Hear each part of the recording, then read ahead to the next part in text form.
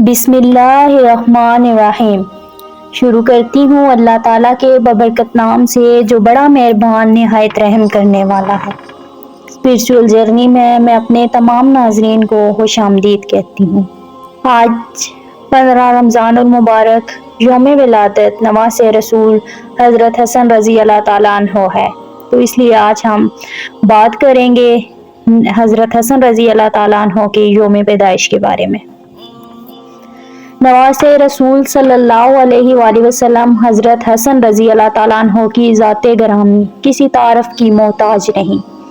آپ سرکار دو جہاں حضرت محمد صلی اللہ علیہ وآلہ وسلم کے نواسے شیر خدا حضرت علی المرتضیٰ کے لخت جگر خاتون جنت حضرت بی بی فاطمہ سلام اللہ علیہ کے نور عین اور سلطان کربلا سیدنا امام عالی مقام حضرت امام حسین علیہ السلام کے برادر اکبر ہیں، جنہوں نے اپنے لہو سے اپنے نانا جان حضور اکرم صلی اللہ علیہ وآلہ وسلم کے دین کی آبیاری کی۔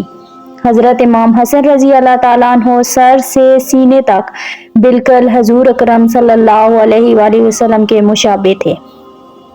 حضرت محمد صلی اللہ علیہ وآلہ وسلم کا نکاح نبوت سے قبل حضرت خدیجہ رضی اللہ تعالیٰ عنہ سے ہوا تھا، جن سے طاہر، طیب، قاسم اور عبداللہ کی پیدائش ہوئی، لیکن وہ سب بچپن میں ہی فوت ہو گئے۔ نبوت کے 8ویں سال حضرت ماریہ رضی اللہ تعالیٰ عنہ سے ایک اور اولاد ہوئی جس کا نام ابراہیم رکھا گیا، لیکن ابراہیم کی بھی شیرخواری میں انتقال ہو گیا۔ لہذا مشرکین مکہ سے گستاخ عاص بن واصل نے نبی کریم صلی اللہ علیہ وآلہ وسلم کو یہ طعنہ دیا، اے محمد تم بے نسل ہو گئے ہو۔ کفار کہنے لگے محمد کی نسل ختم ہو گئی ہے اور ان کی کوئی اولاد باقی نہ رہی، محمد کے بعد اس کا نام لینے والا کوئی نہیں رہے گا۔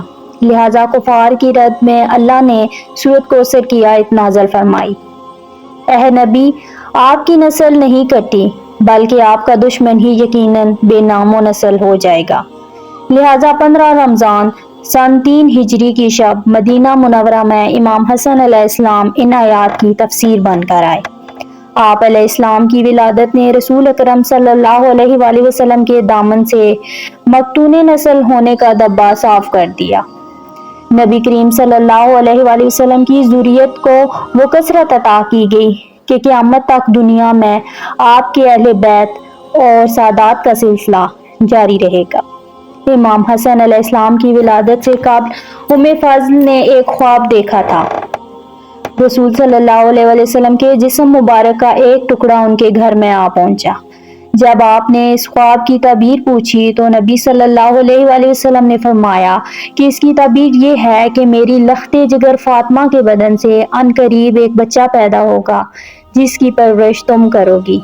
آپ صلی اللہ علیہ وآلہ وسلم کے گھر میں امام حسن علیہ السلام کی پیدائش مدینہ میں آپ کی پہلی خوشخبری تھی۔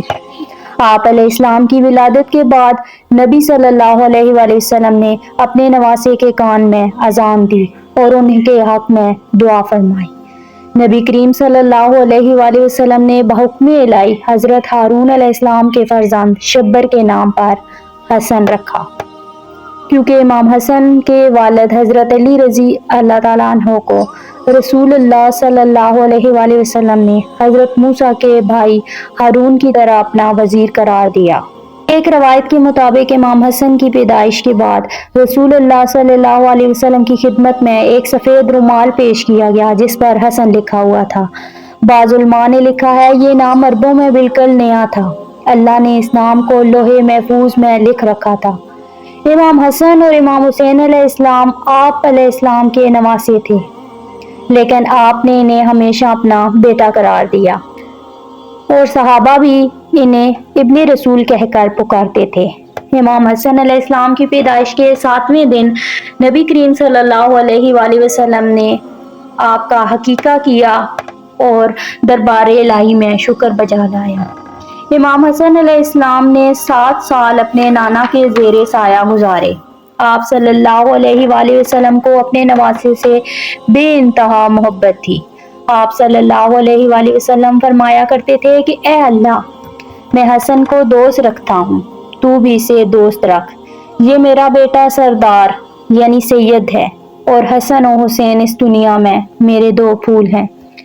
بنو امیہ نے آل رسول صلی اللہ علیہ وآلہ وسلم پر بے پناہ ظلم کیا اور اپنے دور حکومت میں آل رسول کو چن چن کر شہید کیا، لیکن اس کے باوجود آل محمد صلی اللہ علیہ وآلہ وسلم کی جتنی کثرت اس روح زمین پر موجود ہے، کسی انسان کی نسل اتنی نہیں بڑھی، جن میں علماء، امام، حفاظ، پیشوا اس امت کے رہنما بن کر ہمیشہ پیدا ہوتے رہیں گے۔ صدقہ جاریہ سمجھ کر ویڈیو کو شیئر ضرور کیجیے گا۔ چینل پر نئے ہیں تو حوصلہ افزائی کے لیے چینل کو سبسکرائب کر دیجیے اور بیل آئیکن کو پریس کر دیں تاکہ ہر آنے والی نئی ویڈیو آپ تک پہنچ جائے۔ جزاک اللہ خیرا کثیرا۔